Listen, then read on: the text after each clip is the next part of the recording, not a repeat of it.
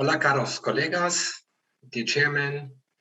Thank you for the invitations to speak to you about a novel therapy for cardiac surgery, CytoSorb in endocarditis and vasoplegic shock. Dear colleagues and ladies and gentlemen, thank you. Yeah, we started our CytoSorb program in May 2017 with a 73-year-old patient who had a parapneumonic ARDS and severe septic shock 6 days after cardiac surgery. Post-surgery, he had pneumonia and was treated with antibiotics, meropenem and levofloxacin, and extubated on the 3rd postoperative day. On the 6th postoperative day, he had to be intubated again due to respiratory failure. And after the intubation, he developed a ARDS, severe septic shock, and acute kidney injury, and the anti-infective therapy was escalated to linezolid and voriconazole. We started a CRRT with a CytoSorb absolver 17 hours after intubation, and we performed 1 treatment with CytoSorb for 48 hours and 2 cycles of CRRT for each 72 hours. In the table shown below, you can see the dosage of the norepinephrine and the biomarkers, leukocytes, IL-6, PCT, CRP, and the development of the oxygenation. The follow-up of this patient performed a tracheotomy on the 10th postoperative day and successful CRRT pause. Finally, he was transferred to an external weaning department on the 21st postoperative day, and today he's still alive and at home.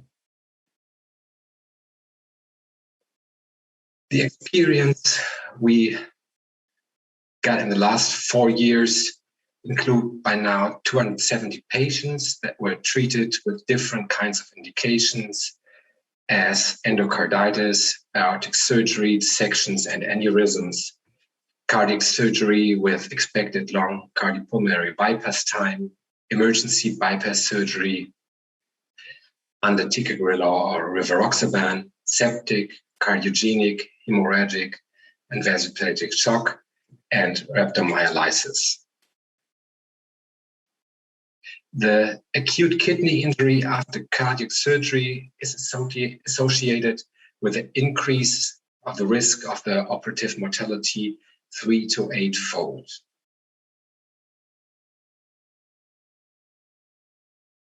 And in 2018, we performed a study on the endocarditis and CytoSorb. It was a comparative study on the intraoperative versus postoperative plus postoperative, the CytoSorb use, investigating hemodynamics, lactate acidosis, inflammatory response, renal function, and incidence of complication and outcome. We hypothesized that patients developing intraoperative renal failure benefit from additional postoperative CytoSorb treatment in terms of outcome. Materials and methods in our study was a small study group where 20 patients with acute endocarditis who underwent cardiopulmonary bypass-assisted cardiac surgery from July 2017 till April 2018. 10 patients were in the CytoSorb intraoperative group and 10 patients were in the CytoSorb intra and postoperative group. In both groups, 1 absorber was used. In the table shown below, you can see the influence on catecholamine dosages. The reductions on the left side is the norepinephrine, the epinephrine in the middle, and the vasopressin on the right side. In these tables, you can see the development of the biomarkers, the CRP on the far left side. In the middle is the PCT reduction, and the lactate reduction on the right side.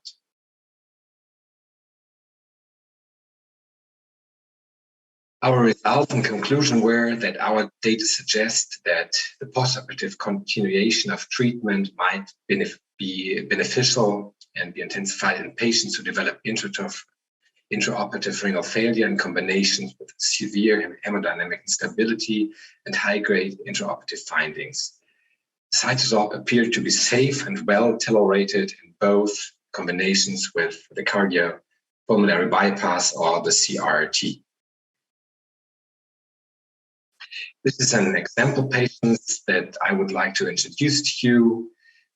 Was a 62-year-old patient with a sternal abscess and MRSA-induced sepsis and severe septic shock.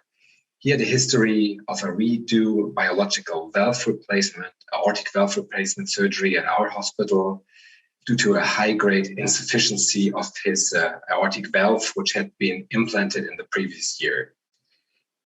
The diagnostic showed a large abscess, and antibiotic therapy with meropenem and levofloxacin was started. And after detection of the MRSA and several blood cultures, the antibiotic therapy was supplemented with vancomycin. On admission to our hospital, he was awake on high-dosage vasopressor therapy, norepinephrine at 40 micrograms per minute due to a severe septic shock. An emergent surgery, including relief of the sternal abscess, removal of all the clashes, and application of the vacuum dressing was performed.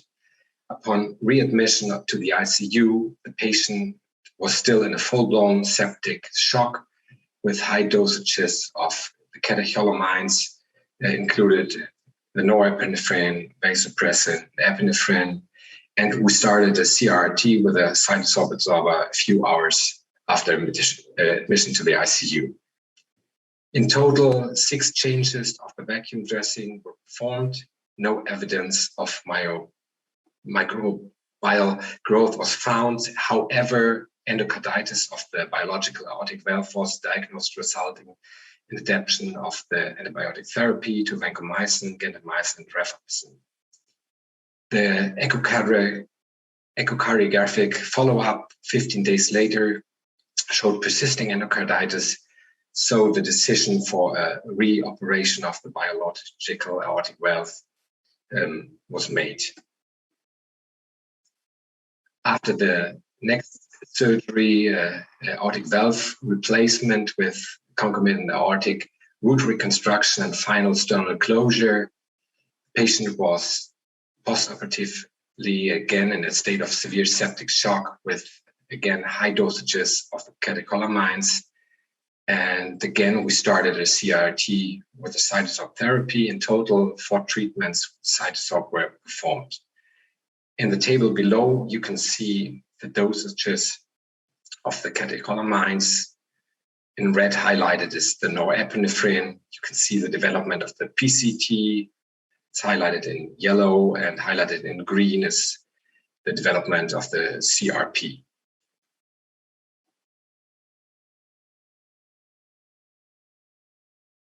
That's how we do it today.